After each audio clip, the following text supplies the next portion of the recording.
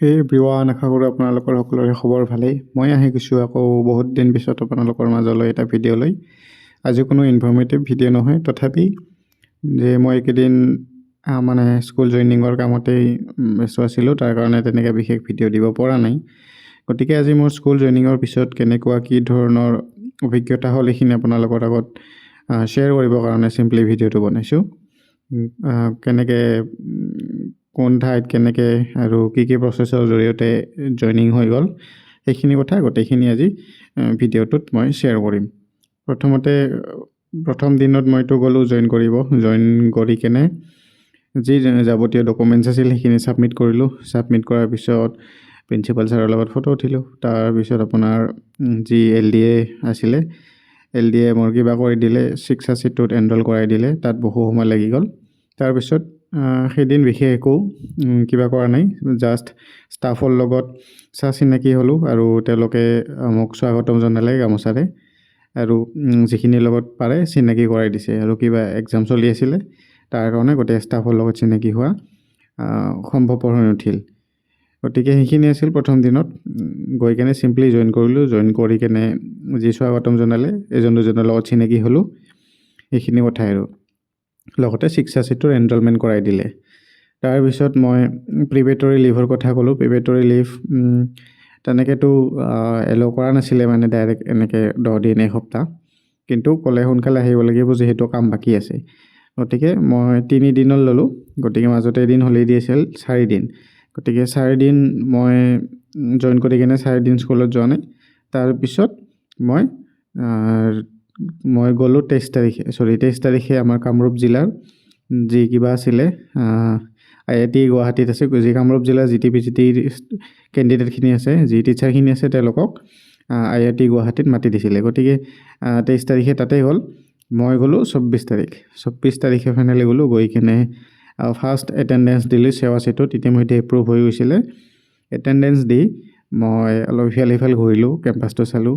তাৰপিছত morning assembly হ'লে। Morning এছেম্বলিৰ পিছত টিচাৰখিনি নিজৰ নিজৰ ক্লাছত গ'ল। মোক এতিয়ালৈকে ক্লাছত ফিক্সডকৈ সোমোৱা নাই বাৰু। এটা প্ৰক্সি ক্লাছ আছিলে, প্ৰক্সি ক্লাছটো কৰিলোঁ। তাৰপিছত এনেকৈ অলপ এক্সাম চলি আছিল, তেওঁলোকে নিজে নিজে ডিউটি দি আছিল টিচাৰখিনি। মোক নতুন কাৰণে বিশেষ একো দিয়া নাই, জাষ্ট চিম্পলি এটা মেথছৰ ক্লাছ কৰিব দিছিলে।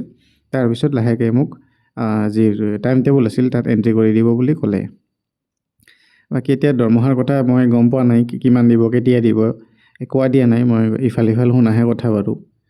তাৰপিছত কিবা ছাবজেক্টৰ কথা ক'লে নেকি মোক, যে তুমি গোটেই ছাবজেক্ট পঢ়াব লাগিব, এইটো পঢ়াব লাগিব, সেইটো পঢ়াব লাগিব।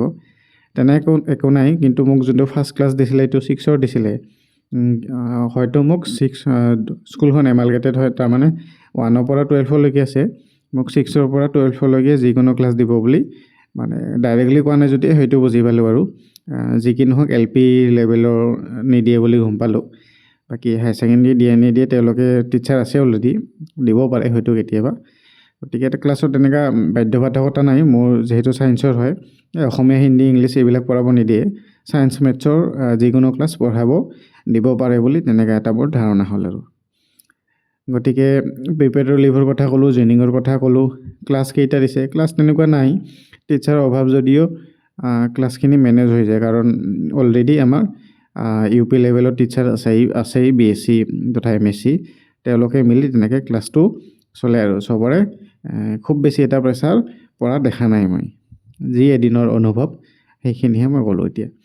আৰু বাকী মোৰ যি জাৰ্ণিটো টিচাৰ হোৱাৰ, সেয়া মই আপোনালোকৰ মেক্সিমামতকৈ চাগে জুনিয়ৰে হ'ম। মই 22ত গ্ৰেজুৱেশ্যন কৰিলোঁ, 24ত BEd কৰিলোঁ আৰু 25ত ফাইনেলি জইন কৰিলোঁ।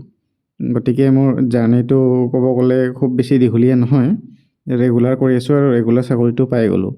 আৰু এতিয়া যি মোৰ জুনিয়ৰসকল আছে, যিসকলে প্ৰিপেৰেশ্যন কৰি আছে, অৰ্থাৎ BEd অলৰেডি কৰিলে, নাইবা ফাইনেল ছেমত নাইবা লাষ্ট ইয়েৰত আছে, তেওঁলোকে এতিয়া অধীৰ অপেক্ষাৰে বাট চাইছে যে 2026ত আকৌ GTPCT হ'বনে নাই। এতিয়া মতে ৰণজ পেগু ডাঙৰীয়াৰ ভাষ্যমতে 2026ত আকৌ নটিফিকেশ্যন ওলাব, কিন্তু এক্সাম 26ত যে হ'ব তাৰ কোনো ঠিক নাই। কাৰণ এইটো এক্সাম পাতোতে প্ৰায় 3 বছৰ 2 বছৰ লাগি গ'ল। গতিকে 26ত যদিও নটিফিকেশ্যন বাহিৰ হয় এক্সাম হয়তো 27ৰ মিডলৈকে নাইবা 28ও যাব পাৰে সেয়া আপোনালোকৰ কাৰণে আচলতে এটা পজিটিভ চাইন কাৰণ আপোনালোকে এতিয়াৰ পৰা প্ৰিপেৰেশ্যন কৰিলে হঠাৎ যদি নটিফিকেশ্যন দি সোনকালে এক্সাম পাতে আপোনালোকে প্ৰিপেয়াৰ হৈ থাকিব আৰু এইবাৰ নতুনখিনিৰ মাজত কম্পিটিশ্যন বেছি হ'ব যদিও বহুতখিনি এপইণ্টমেণ্ট হৈ গ'ল তথাপি বহুত বিএড কৰা কেণ্ডিডেট অলৰেডি বহি আছে এতিয়ালৈকে কম্পিট কৰিবৰ কাৰণে ৰেডি হৈ আছে গতিকে যিকোনো মুহূৰ্তত নটিচ দি এক্সাম পাতিব পাৰে গতিকে আপোনালোকে নটিচলৈকে অপেক্ষা কৰি নাথাকিব এতিয়াৰ পৰাই প্ৰিপেৰেশ্যন ষ্টাৰ্ট কৰা ভাল হ'ব বুলি মই ভাবোঁ আৰু এই আছিল কথাখিনি মই যি এক্সপিৰিয়েঞ্চ কৰিলোঁ ফাৰ্ষ্ট ডেত as a teacher as a graduate teacher সেইখিনি আপোনালোকৰ আগত শ্বেয়াৰ কৰিলোঁ যদি কিবা কুৱেশ্যন সুধিব লগা থাকে কমেণ্ট বক্সত সুধিব পাৰিব আৰু যদি আপোনালোকৰ কেনেকৈ বিএডৰ কিবা ৰিলেটেড সুধিব লাগে সুধিব পাৰিব জইনিং যি এক্সাম এইবিলাক ৰিলেটেড সুধিব পাৰে আৰু বিভিন্ন ভিডিঅ' ইতিমধ্যে মই চেনেলত আপলোড কৰিছোঁৱেই সেইবিলাক চাব পাৰে তাত গতিকে এইখিনি আছিল পাৰিলে এটা লাইক কৰি দিব আৰু আপোনালোকৰ অভিজ্ঞতা জনাব কেনেকুৱা লাগিছে এইখিনিয়ে আছিল যদি কিবা কুৱেশ্যন থাকে কমেণ্ট কৰিব পাৰে থেংক ইউ